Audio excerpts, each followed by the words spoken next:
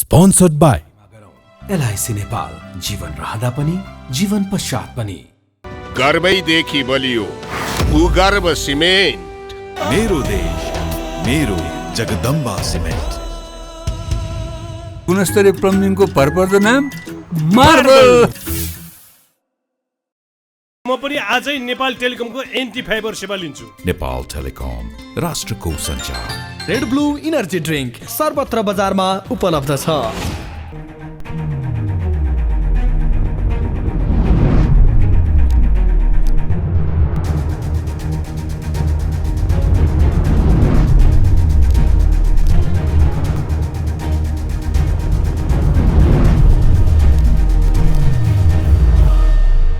नेपालको राजनीतिको कुरा गर्दाखेरि, नेपालको शान्ति प्रक्रियाको कुरा गर्दाखेरि, नेपालको लोकतान्त्रिक आन्दोलनको कुरा गर्दाखेरि भारतको सद्भाव र सहयोग र समर्थन नेपाली जनताले प्राप्त गरेका छन्। त्यसैले आजको कार्यक्रममा हामी देशको समसामयिक राजनीतिक घटनाक्रमको बारेमा त्यति चर्चा गर्न चाहदैनौँ। नेपालमा यतिखेर जुन किसिमको राजनीति बहस छ, 5 दलीय गठबन्धनभित्र दरारहरू आइरहेको भनेर भनिएको छ, त्यो कति सत्य छ र शीर्ष नेताले भनेका छन् हामी सँगसँगै जान्छौँ, आगामी निर्वाचनसम्म सङ्घ र प्रदेशको निर्वाचनमा हामी मिलेर जान्छौँ भनेर भनिरहँदाखेरि नेपाल कम्युनिस्ट पार्टी एकीकृत समाजवादीले मन्त्रीमण्डलमा नयाँ अनुहार पठाउने र पुरानालाई फिर्ता पठाउने निर्णय जुन गरेको थियो, त्यो निर्णय केही समय रोकिएको छ। तर पनि प्रधानमन्त्रीले भन्नुभएको छ 2-4 दिनमा मन्त्रीमण्डलमा फेरबदल हुन्छ। नेपाल भारत सम्बन्धको बारेमा आज हाम्रो बीचमा भारतीय जनता पार्टीका सिनियर लिडर डाक्टर विजय जोली हुनुहुन्छ। जोलीजी, तपाईँलाई जनता जान्न चाहन्छन्, कार्यक्रम स्वागत गर्न चाहता हूँ। आराम हुनुहुन्छ? ठीक छ, नेपाल भारत सम्बन्ध राम्रो छैन।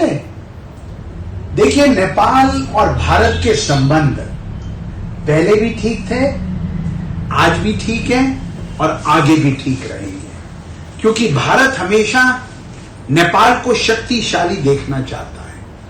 भारत नेपाल को विकासशील देखना चाहता है। भारत नेपाल के लड़के और लड़कियों को शिक्षित देखना चाहता है। भारत नेपाल के अंदर मेट्रो रेल देखना चाहता है। भारत नेपाल का सर्वगीण विकास होते देखना चाहता है। इसलिए मैं हमेशा से इस बात का पक्षधर हूं कि भारत और नेपाल के संबंध रोटी बेटी के ही नहीं, एक दूसरे की संस्कृति के, एक दूसरे के आयामों के, एक दूसरे के दिल और दिमाग को छूने वाले हैं। अभी नेपाल के विकास में भारत का जितना भूमिका होना था नहीं है। क्यों, मुझे बताइए तो। राजनीतिक रूप में, आर्थिक रूप में सबल और स्वच्छ नेपाल बनाने के लिए भारत का रुचि है, चाहना है। देखिए, आप रुचि की बात करते हैं, मुझे हैरानी होती है ऋषि धमाला जी। अगर नेपाल के अंदर शांति समझौता कायम करवाया गया तो भारत के पूर्व प्रधानमंत्री अटल बिहारी वाजपेयी के प्रयासों से हुआ।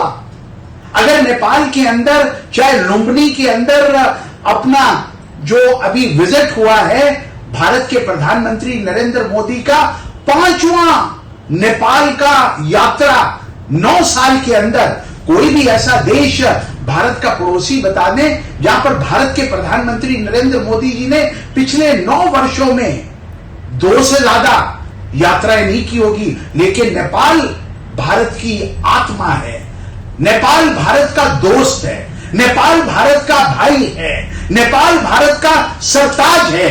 इसलिए भारत के प्रधानमंत्री नरेंद्र मोदी जी ने पिछले 9 वर्षों के अंदर 5 बार यात्राएं कर नेपाल के लोगों के प्रति अपने मन की भावनाओं को व्यक्त किया। इसलिए नेपाल के सर्वगीण विकास के लिए भारत तन से, मन से, धन से और अपने खून से भी कटिबद्ध है और कमिटेड है।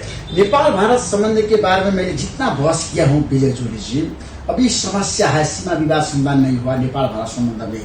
क्यों ऐसी समस्या दीर्घकाल रूप में समाधान करने के लिए भारतीय प्रधानमंत्री नरेंद्र मोदी का ध्यान और दृष्टिकोण और विचार और चिंतन आगे नहीं बढ़ा? देखिए, आप इन छोटी छोटी समस्याओं के लिए अगर भारत को दोषी ठहराएंगे तो वो ठीक नहीं होगा।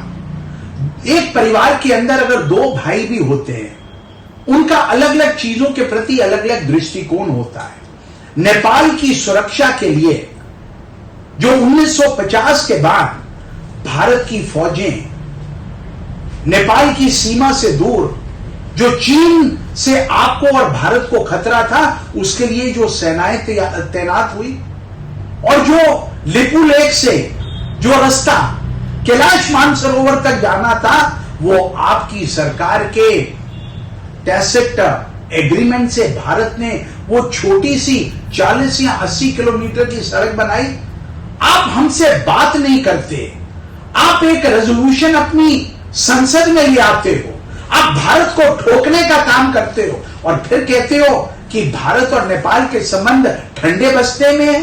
आपका मधेशी आंदोलन हुआ, मधेशी आपके अपने भाई हैं, आपने उनके उस आंदोलन को भारत समर्थित बता दिया और आपकी तब की सरकार यूनाइटेड नेशन में जाकर भारत को ठोकने का काम करती रही।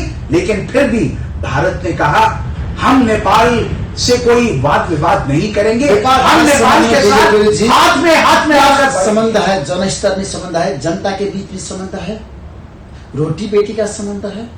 नेपाल का प्रगति और उन्नति भारत का चाहना है और नेपाल में जितना आर्थिक संपन्न देश आगे बढ़ने के लिए भारत का मन से मोदी साहब का जो ऋषि मन था ना, अभी कहाँ गया है? देखिए, अगर नहीं होता तो मोदी जी लुम्बिनी नहीं आते।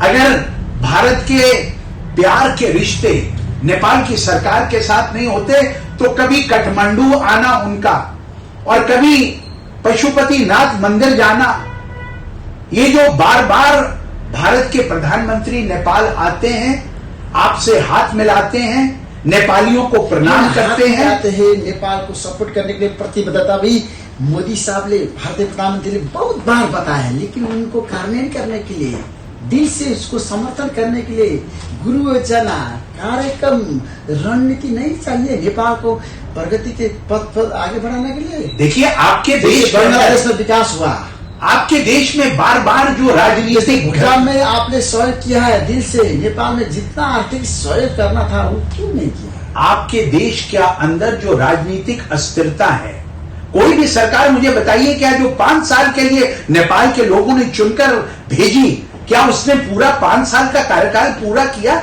आज 5000 चीनी भाषा मैंडेरियन सिखाने वाले आपके यहां पर शिक्षा के केंद्र खुले और आप भारत को उसका दोषी ठहराते हैं। भारत के अंदर आज 75 लाख से भी ज्यादा नेपाली बिना पासपोर्ट और बिना वीजा के आ सकते हैं। क्या आप मुझे बताइए, आप मेरे प्रश्न का उत्तर दीजिए, क्या कोई भी नेपाली बिना वीजा लिए वो जा सकता है? संबंध यूनिक है, मैं बारंबार बताना चाहता हूँ, मैं जनता को भी बताना चाहता हूँ। लेकिन भारत नेपाल संबंध आगे बढ़ाने के लिए भारतीय प्रधानमंत्री नरेंद्र मोदी के कार्यकाल में जितना काम होना था वो नहीं हुआ। सीमा विवाद का समाधान दीर्घकालीन समाधान होना चाहिए। देखिए, बांग्लादेश को सीमा विवाद भारत ने समाधान कर दिया, नेपाल को क्यों नहीं किया? मुझे बता दीजिए, जनता जानना चाहन्छन्। बिल्कुल बिल्कुल, जनता को जानना पड़ेगा। नेपाल के अंदर बार बार राजनीतिक सरकारों की अस्थिरता, कभी कम्युनिस्टों की सरकार आती है, कभी नेपाली कांग्रेस पार्टी की सरकार आती है। ये तो नेपाल की सरकार और नेपाल की जनता का अपना निर्णय है। लेकिन भारत के अंदर जो 2014 के अंदर नरेंद्र मोदी जी की सरकार आई, पहले भारतीय प्रधानमंत्री ने 33 साल के अंदर नेपाल का दौरा किया। अब मुझे बताइए, अगर भारत के प्रधानमंत्री नरेंद्र मोदी नेपाल से दोस्ताना संबंधों को प्रगाढ़ और मजबूत करने में कटिबद्ध नहीं होते तो वो क्या आते? 100 करोड़ रुपए का कैंसर हॉस्पिटल काठमांडू में बनाया, चीन ने नहीं बनाया, भारत ने बनाया और भारत के प्रधानमंत्री नरेंद्र मोदी जी की पहल पे हुआ। आपके यहां पर समग्र विकास हो, बार बार चीन का राष्ट्रपति कितनी बार आया? मेरा प्रधानमंत्री नरेंद्र मोदी तो 5 बार आया, 5 बार बेमिसाल किया। लेकिन प्रगति होना चाहिए, उपलब्धि होना चाहिए भ्रमण का। अगर आप छोटी छोटे बातों में, छोटे छोटे विवादों में 80 किलोमीटर की जो एक सड़क भारत ने अपनी भूमि में बनाई, आपने कहा कि नहीं ये नेपाल की भूमि में है। अगर आप छोटी छोटी चीजों के ऊपर बार काला पानी भारत का है कि नेपाल का है, आप बता दीजिए आज नेपाली जनता को। देखिए, क्लियर कट बता दीजिए विजय जोशी जी। ये विवाद का विषय आपने उठाया है ना, आपका क्या कहना है? हमारा ये कहना है जो सड़क भारत ने बनाई वो नेपाल और भारत की सुरक्षा के लिए बनाई। आपने उसको विवाद काला बनाया। पानी, लिम्पियाधुरा और लिपुलेख नेपाल का है कि भारत का? मेरा प्रश्न आपका। भारत का है। भारत क्या है? भारत का है। कैसे? ये आप कहते हैं कैसे, हम कहते हैं ऐसे। अब यही दो मित्रों के अंदर है। लिपुलेख, लिम्पियाधुरा, काला पानी नेपाल का है, नक्शा है, नापी क्या है विगत में? तो आप बैठिए, बात करिए, डायलॉग करिए। बातचीत के द्वारा इन विषयों का हल होता है। एक दूसरे के देश की संसद के अंदर ऐसे प्रस्ताव लाकर किसी भी समस्या का हल नहीं हो सकता। ये 2022 का युग है, कम्युनिकेशन का युग है, इंटरनेट का युग है, इंस्टाग्राम का युग है, ईमेल का युग है, दोस्ती का युग है, लड़ाई का युग नहीं है। और भारत नेपाल को अपना समग्र भाई मानता है, बराबर का भाई मानता है। हम नहीं मानते कि हम बड़े हैं या आप छोटे हैं। आप हमेशा कहते हैं आप बड़े हैं, हम छोटे हैं। हम कहते हैं नहीं, भारत और नेपाल दोनों सोवरेन कंट्रीज हैं, इंडिपेंडेंट कंट्रीज हैं। इसलिए अगर कोई विवाद है उसको बैठ के सुलझाना, अंडरस्टैंडिंग से, संयम से, प्यार से, वार्ता के माध्यम से उनको समाधान करना चाहिए। बिल्कुल। नेपाल भारत सीमा विवाद है ना? बिल्कुल। आपका भी कहना है, मेरा भी एक। इसमें आपका असहमति नहीं है? बिल्कुल असहमति नहीं है। लेकिन नेपाल का प्रधानमंत्री शेरबहादुर देउवाले कहा है कि पार्लियामेंट में लिपुलेख, लिम्पियाधुरा और काला पानी नेपाल का भूमि है। मुझे पता है और नेपाल का opposition leader KP Sharma Oli ने बताया है कि ये दीर्घकालीन में समाधान करना चाहिए। आपका मत क्या है? देखिए, मेरा तो ये मत है कि बार बार इन छोटे छोटे विषयों के ऊपर जिस प्रकार का राजनीतिक गतिरोध, पॉलिटिक्स से प्रेरित, अपनी इंटरनल पॉलिटिक्स से प्रेरित, जब तक पाकिस्तान के अंदर भारत को और कश्मीर की बात नहीं उठाएंगे तब पाकिस्तान के लोग पाकिस्तान की वहां की राजनीतिक दलों को अपना समर्थन नहीं देंगे। वैसे ही जब तक नेपाल के अंदर एंटी भारत का कोई स्लोगन नहीं लगाएगा तो वो पॉपुलराइज नहीं होगा। ये जड़ है भारत और नेपाल के संबंधों में। भारत ने हमेशा नेपाल को अपना बराबरी का दोस्त माना, बराबरी का राष्ट्र माना और नेपाल के साथ सदियों पुराने रिश्ते, जो सांस्कृतिक रिश्ते हैं, जो राजनीतिक रिश्ते हैं, जो डिप्लोमेटिक रिश्ते हैं, अगर उन रिश्तों में कोई कहीं पर कोई वाद विवाद हुआ, उस वाद विवाद को प्यार से समझ के सुलटाने की जरूरत है, समझने की जरूरत है और वो डायलॉग से जरूरत है। लेकिन आप भारत से सारी अंडरस्टैंडिंग भी चाहें और फिर नेपाल के अंदर भारत विरोधी नारे भी लगे, भारत के प्रधानमंत्री नरेंद्र मोदी जी के पुतले नेपाल के अंदर फूके जाएं, ये दोहरी राजनीति आज के समय में नहीं चल सकती। नेपाल भारत संबंध के बारे में आपसे मैंने बहुत बार बातचीत किया हूं, कुराकानी किया हूं, संवाद किया हूं। आज जनता जाना चांचन कार्यक्रम में आप घोषणा कर दीजिए, सीमा विवाद समाधान होगा कि नहीं होगा? देखिए, हर विवाद का समाधान, हर कंट्रोवर्सी का समाधान समझदारी से, पेशेंस से, संयम से होता है। और मैं तो हमेशा से नेपाल का पक्षधर रहा हूं। शायद मैं पिछले जन्म में नेपाली था। जब मैं नेपाल की धरती पे आता हूं तो नेपाल की माटी को अपने माथे पर लगाता हूं, क्योंकि मैं हमेशा से इस बात का पक्षधर हूं, जिन दो देशों के अंदर किसी को वीजा की जरूरत नहीं हो, किसी का आना जाना, आवागमन, दिल्ली से काठमांडू, काठमांडू से, उन दो भाइयों के अंदर कोई भी ऐसी बात जो विवाद का विषय बने, वो संवाद से हल हो सकती है। संवाद होना चाहिए मोदी और देउबा के बीच में, हाई लेवल टॉक होगा।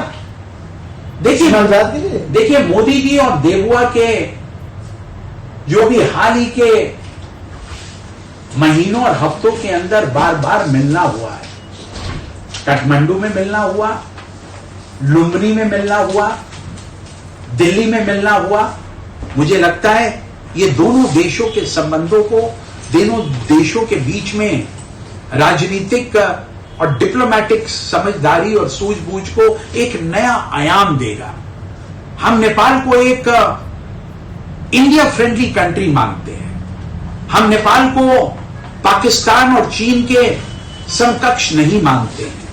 हमारे संबंध, हमारे आयाम, हमारे इंटरेस्ट, हमारे इको फ्रेंडली इश्यूज, वाटर की समस्याएं और उनके साथ साथ ये जो छोटे छोटे बिंदु जो बाउंड्री के क्वेश्चंस हैं, ये बाउंड्री के क्वेश्चंस बैठ के समझदारी से, संयम से और संवाद से हल हो सकते हैं। मुझे नहीं लगता कि ऐसा कोई विषय भारत और नेपाल के बीच में है जो सुलझ नहीं सकता। और मैं आपको बताऊं, ऋषि धमाला जी, बताइए। आपको कोई देखकर कह सकता है कि आप भारतीय हो, और विजय जॉली को देखकर कोई कह सकता है ये नेपाली है, क्योंकि हम दोनों की सूरत और सीरत एक जैसी है, हमारी सोच एक जैसी है। हम चाउमीन खाने वाले लोग नहीं है, हम रोटी और भात खाने वाले लोग हैं। इसलिए जो रोटी और भात खाते हैं वो आपस में लड़ते नहीं है। लेकिन अब नेपाल के धर्म और संस्कृति में, हिंदुत्व में भारतीय जनता पार्टी का दखल है, मानते हैं? हस्तक्षेप है नेपाल को हिंदू राष्ट्र बनाने के लिए, वो चाहता है। मोदी का फॉर्मूला वही है। आपका कहना क्या है? देखिए, नेपाल के अंदर आज भी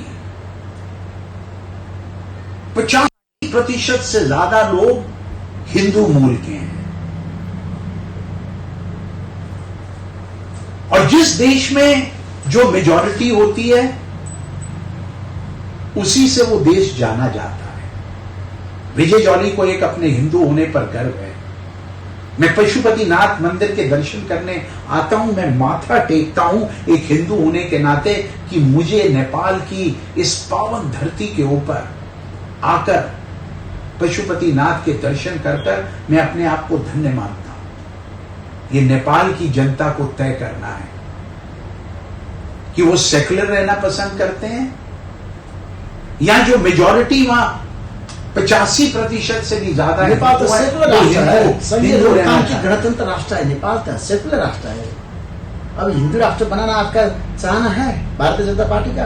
विजय जॉली के चाहने न चाहने से कुछ नहीं। बता दीजिए ना, सीधा प्रश्न। अगर विजय जॉली का बस चले तो मैं पूरे साउथ ईस्ट एशिया को, पुराने जमाने में जहां अफगानिस्तान से लेकर कंबोडिया तक अखंड भारत था, हिंदू राजा शांति से अपनी जनता का निर्वाह करते थे, अगर मेरा बस चले तो मैं ये कर दूं। लेकिन नेपाल में किस प्रकार का राजतंत्र रहेगा, लोकतंत्र रहेगा, गणतंत्र है, राजतंत्र नहीं है नेपाल। आपके यहां पर भी बात होती है। हम गणतंत्र होते हुए हम राजतंत्र लाना चाहते हैं, हम राजा को लाना चाहते हैं। आप बताइए, वो संभव है? आप बताइए, नेपाल आप बताइए कि क्या संभव है? गणतंत्र है। भारत नेपाल में राष्ट्र लाना चाहते हैं। ये नेपाल की जनता तय करेगी। जनता पार्टी योजना वही है। पूर्व राजा ज्ञानेन्द्र शाह को आप राजा बनाना चाहते हैं नेपाल में? हमारा ये मानना है। और अगर आपको याद हो, जब आपके यहां पर लोकतंत्र की लड़ाई लड़ी जा रही थी और पीस कीपिंग जो नेगोशिएशंस और वार्तालाप हो रहा था, तब मैं भारत से ऑल पार्टी डेलीगेशन में शासन करें, ये नेपाल की जनता ने तय किया है। हम कौन होते हैं?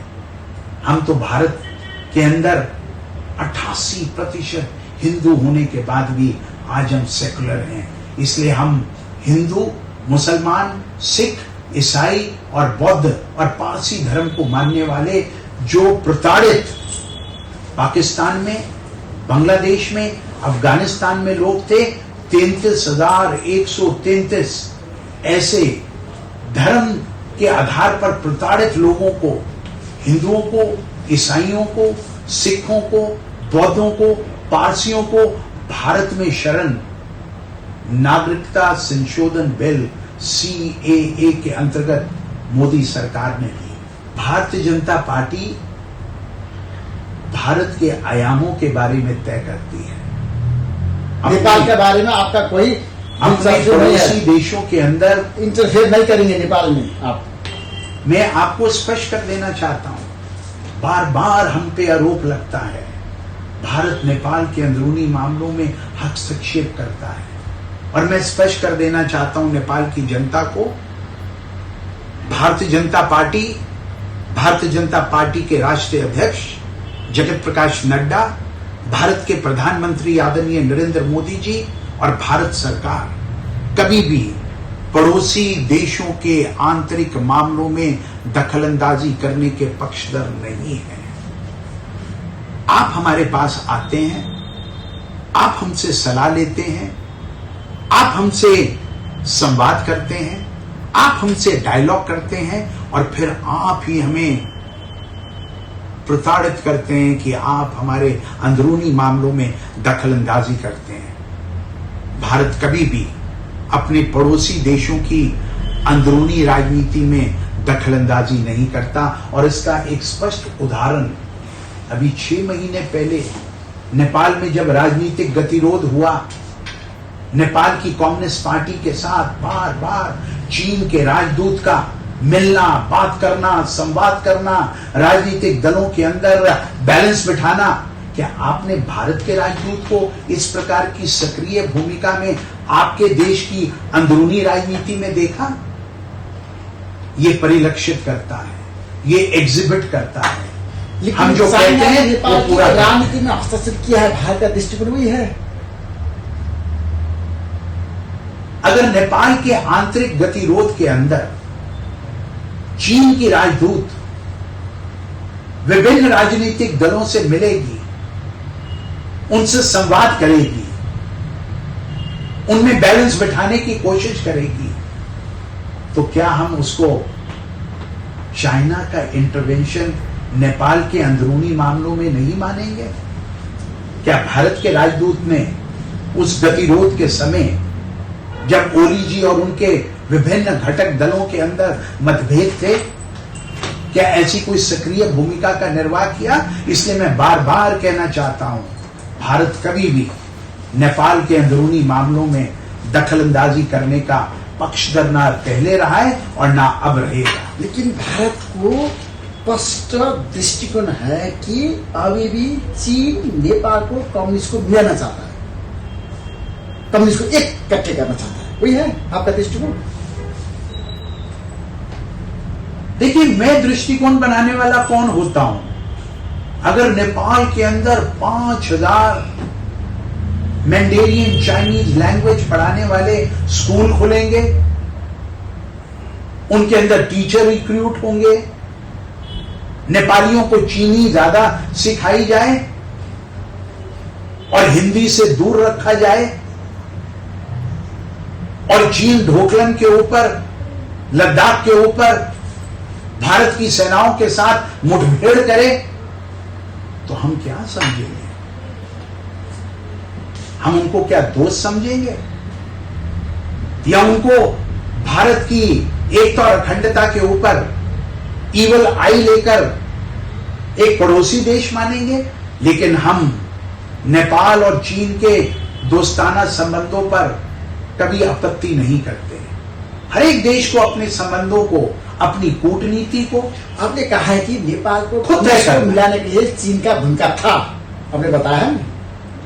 ओली जी की सरकार, ओली जी से मेरे बड़े अच्छे संबंध रहे, लेकिन जब उनकी सरकार अपने विभिन्न नेताओं के आपसी मतभेदों के कारण टूटने के कगार पे थी, उनको जोड़ने का काम कौन कर रहा था?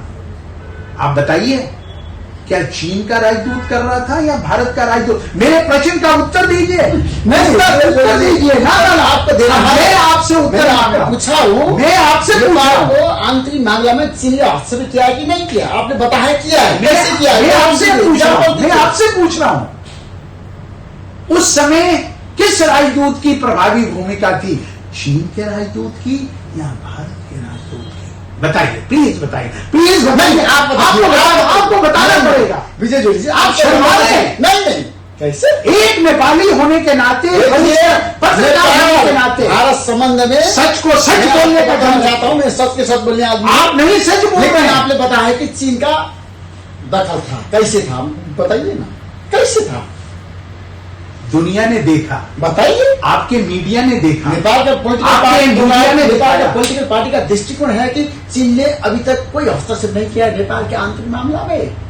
क्या ये चंद्र को कहा है ना है, क्या ये केपी शर्मा ओली ने कहा है, सबने। क्या ये सच नहीं है कि जो विजुअल्स आपके टीवी ने दिखाए, केपी शर्मा ओली ने बताया आपके है। टीवी ने दिखाए आपके न्यूज़पेपर में दिखाए, किस लिए? जो देखते हो उससे आंखें मूंदिए मत, दुनिया जानती है, मीडिया ने देखा, नेपाल की जनता ने देखा, नेपाल के राजनीतिक नेताओं से गुटरगू गुफ्तगू किसने की? चीन की राजदूत ने, भारत के राजदूत ने नहीं किया। इसलिए नेपाल के आंतरिक संबंधों में किसका हस्तक्षेप रहा? चीन का रहा, भारत का तो नहीं रहा। लेकिन नेपाल के कम्युनिस्ट पार्टी फुटाने के लिए भारत की भूमिका था, आप बता दीजिए आज। देखिए, मैं पहले बोल चुका हूं, अपनी कमियों को, अपने अविश्वास को, अपने आंदोलनों को भारत के ऊपर तोहमत मत लगाइए। अपनी कमियों को पहचानिए। चलते राजनीतिक अविश्वास के चलते आपकी राजनीतिक, नेपाल की राजनीतिक पार्टियों, नेपाल की जनता का विश्वास के साथ और उस विश्वास की लाज नहीं रखी है। विशेष रूप से भारतीय प्रधानमंत्री नरेंद्र मोदी और नेपाल के प्रधानमंत्री शेरबहादुर देउवा के बीच में केमिस्ट्री का विवाद शुरू हो रहा है, चर्चा में नेपाली राजनीति में अभी तक जारी है। अब कैसे लग रहा है इन दोनों के बीच में प्रगाढ़ संबंध है, ये मिलकर जाएगा लॉन्ग टाइम? बताइए। देखिए, भारत हमेशा से नेपाल के साथ मधुर संबंध बनाकर रखना चाहता है। कोइराला साहब के समय में भी, प्रचंड जी के समय में भी, माधव नेपाल जी के समय में भी, झलनाथ खनाल जी के भी समय, ओली जी के भी समय, और अब शेर बहादुर देववा जी के भी समय। मेरी आशा है, मेरा विश्वास है, मेरा दिल कहता है, और जो मेरा दिल नेपाल और नेपालियों के लिए धड़कता है, वो तेजी से मेरे कान में एक बात कहता है, नेपाल और भारत के संबंध अटूट रहेंगे, भारत और नेपाल के संबंध प्रगढ़ रहेंगे, भारत और नेपाल के संबंध एक दूसरे के विश्वास से आगे बढ़ेंगे।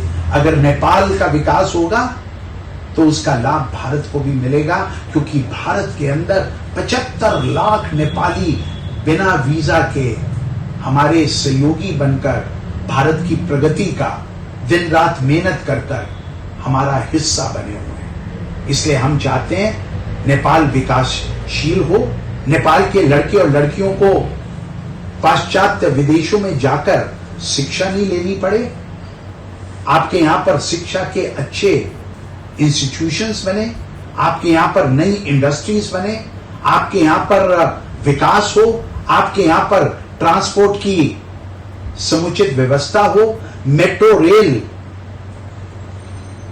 आपके यहां पर आए। आपके चेहरे की खुशी देखकर विजय जॉली, भारतीय जनता पार्टी का एक स्वयंसेवक भी खुशी महसूस करेगा। नेपाल के विकास और प्रगति में टूरिज्म क्षेत्र में महत्वपूर्ण भूमिका हो सकता है। भारत का जितना पर्यटक नेपाल जाने के लिए वातावरण अभी भी है, मुक्तिनाथ, पशुपतिनाथ, जनकपुर, लुम्बिनी, क्यों नहीं गए? कारण क्या है? लाखों लाख भारतीय पर्यटक जाना चाहिए नेपाल को देखने के लिए, हेरने के लिए। इतनी सुंदर देश है नेपाल, विश्व का। देखिए, किसी भी सरकार का जो टूरिज्म डिपार्टमेंट होता है, वो अपने गेम प्लान्स को मार्केट करता है।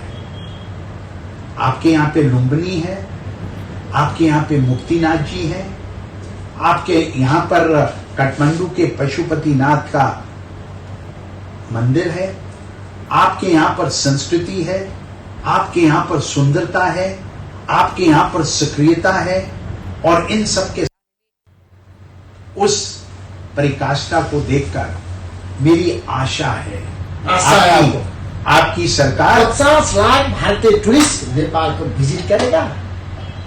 ये मेरा प्रस्ताव है। अगर आपका टूरिज्म डिपार्टमेंट, अगर नेपाल की सरकार एग्रेसिव मार्केटिंग करेगी, टूरिज्म को प्रमोट करेगी, इन टूरिस्ट स्थानों के ऊपर एक्सेसिबिलिटी बाय रोड और बाय हेलीकॉप्टर्स तैयार करेगी और बार बार जो नेपाल के अंदर ये जो प्लेन के हादसे होते हैं, छोटा प्लेन हेलीकॉप्टर दुर्घटनाग्रस्त हो गया, आपका अपना एक मंत्री उस दुर्घटना में स्वर्ग चला गया, ऐसे इंसिडेंट्स की पुनरावृत्ति नहीं हो, ये आपके टूरिज्म के लिए बहुत बड़ा रोड़ा बनते हैं। इसलिए आपको अपनी सिविल एविएशन को, अपने हवाई अड्डों को, अपने रोड्स को, अपने टूरिस्ट स्पॉट्स को एग्रेसिवली डेवलप करना चाहिए, भारत में मार्केट करना चाहिए।